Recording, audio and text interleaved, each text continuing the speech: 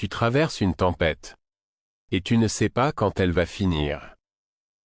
2 Corinthiens 4 dit, nos tribulations sont légères et momentanées. Légères. Momentanées. Elles ont une durée. Mais la grâce de Dieu, elle, n'est ni légère ni momentanée. Elle est éternelle. Elle était là, avant la tempête. Elle est là pendant. Et elle sera là après. Ce matin, ce message a été préparé pour ceux qui sont dans la tempête. Pas pour minimiser ce que tu traverses, mais pour te rappeler que ce que tu vis a une durée, et que la grâce de Dieu, elle, n'en a pas. Restons ensemble dans la parole. 2 Corinthiens chapitre 4, versets 17 et 18. Car nos légères et momentanées tribulations produisent pour nous, au-delà de toute mesure, un poids éternel de gloire, lors même que nous regardons, non point aux choses visibles, mais aux choses invisibles. Car les choses visibles sont passagères, et les choses invisibles sont éternelles. Légères et momentanées. Paul écrit ça depuis une prison romaine. Lui qui a été flagellé 5 fois, naufragé 3 fois, lapidé 1 fois. Et il appelle ça « légères et momentanées ». Pas parce qu'elles ne font pas mal, mais parce qu'il les compare à ce qu'elles produisent, un poids éternel de gloire, au-delà de toute mesure. La tempête a une durée. La gloire qu'elle produit n'en a pas. Les choses visibles sont passagères. La maladie, passagère. La crise financière, passagère. La douleur relationnelle, passagère. Le découragement, passager. Tout ce que tu vois et qui te pèse ce matin, passager. Même les tempêtes les plus sévères de l'histoire biblique ont eu une fin. Le déluge de Noé, il a plu 40 jours. Pas 41. La captivité à Babylone, 70 ans. Précis. Déterminé. La nuit de la Pâque en Égypte, 1 nuit. Pas 2. Toutes les tempêtes bibliques avaient une durée fixée par Dieu, et elles ont toutes pris fin. Mais les choses invisibles, la grâce de Dieu, son amour, sa fidélité, sa présence, éternelle. Ce qui dure le plus longtemps dans ta vie, c'est ce que tu ne vois pas. La grâce de Dieu n'est pas absente dans la tempête. Elle est précisément là où elle est le plus nécessaire, au milieu de l'épreuve, active, présente, agissante. 2 Corinthiens chapitre 12, verset 9. Ma grâce te suffit, car ma puissance s'accomplit dans la faiblesse. Ma grâce te suffit. Pas ma grâce t'aidera. Pas ma grâce sera là, quand tu en auras besoin. Elle suffit, présent actif maintenant dans cette tempête pour cette faiblesse précise. Et ma puissance s'accomplit dans la faiblesse. La tempête n'est pas l'absence de sa puissance. C'est le terrain où sa puissance se révèle le plus clairement.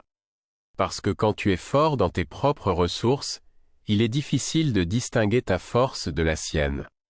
Mais dans la faiblesse totale, quand tu ne peux rien faire toi-même, ce qui se produit encore ne peut être attribué qu'à lui. Paul a demandé 3 fois que cette écharde dans sa chair lui soit ôtée. 3 fois Dieu a dit non. Et ce non, accompagné de cette parole, « Ma grâce te suffit », a produit en Paul la révélation la plus profonde de sa vie. Parfois, la tempête qui persiste n'est pas un abandon, c'est le terrain de la plus grande révélation. Lamentations chapitre 3, versets 22 et 23.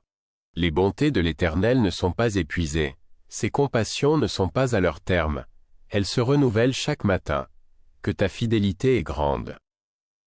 Les bontés ne sont pas épuisées. La tempête n'épuise pas la grâce de Dieu. Elle ne la diminue pas.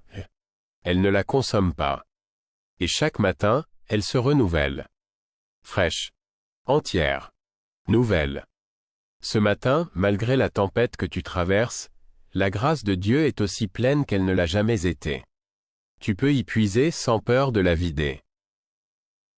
La Bible ne présente jamais la tempête comme la fin de l'histoire.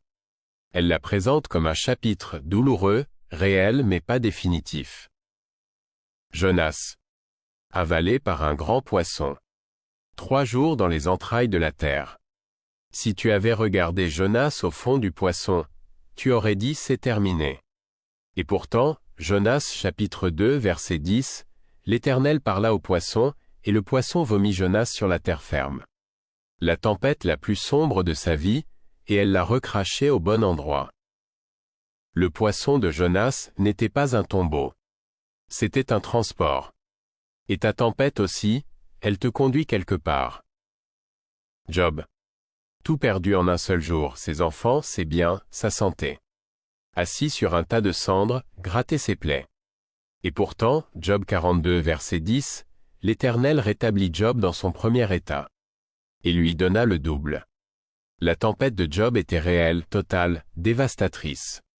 Et elle était temporaire.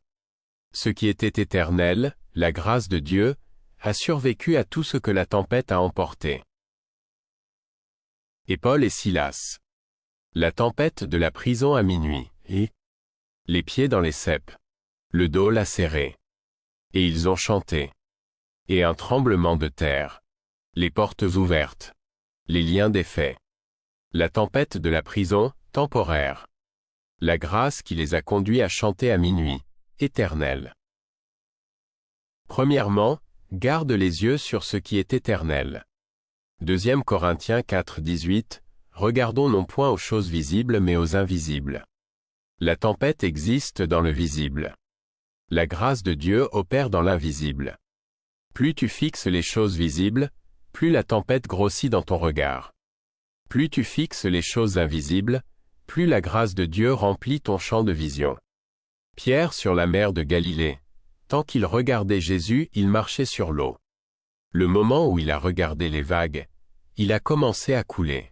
Et la tempête n'avait pas changé. Son regard avait changé. Ce que tu fixes détermine si tu marches ou si tu coules dans ta tempête. Deuxièmement, puise dans la grâce fraîche chaque matin. Les bontés se renouvellent chaque matin. Pas une fois par semaine. Pas lors des grandes occasions spirituelles. Chaque matin, tu as accès à une provision fraîche de grâce pour traverser la journée. Ne commence pas la journée en portant seul le poids de la tempête. Commence en puisant dans la grâce qui t'attend. Et troisièmement, rappelle-toi que la tempête travaille pour toi. Romains 8, verset 28, toute chose concourt au bien de ceux qui aiment Dieu. La tempête ne t'arrive pas par hasard. Elle ne t'arrive pas malgré Dieu. Elle arrive, et Dieu l'intègre dans un plan plus grand. Elle produit quelque chose en toi que les jours de soleil ne produisent pas.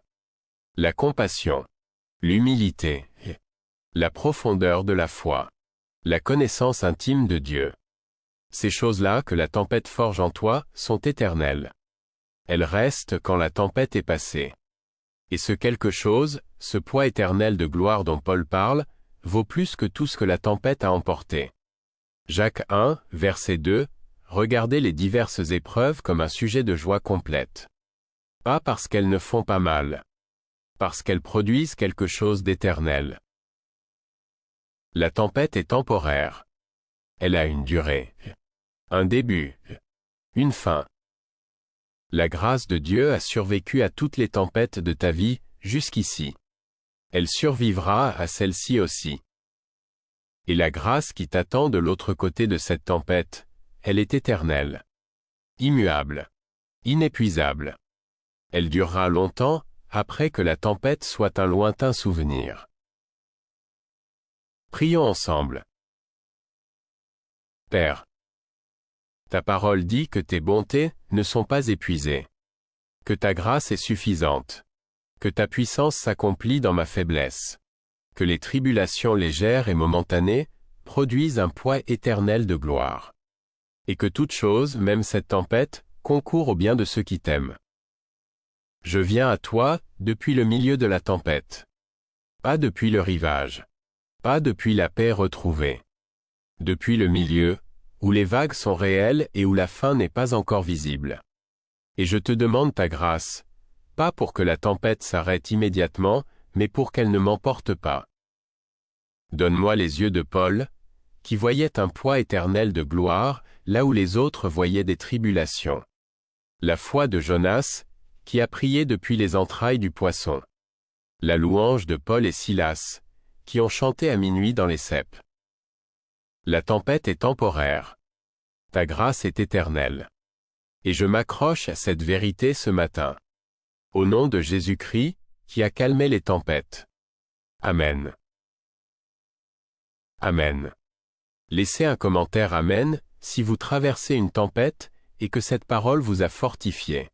Partagez avec quelqu'un qui a besoin d'entendre que la tempête est temporaire. Abonnez-vous à Chaque matin sa grâce pour une dévotion chaque jour. Ses miséricordes sont nouvelles chaque matin. Et chaque matin, sa grâce est encore là. Que le Seigneur vous bénisse et vous garde. À très bientôt.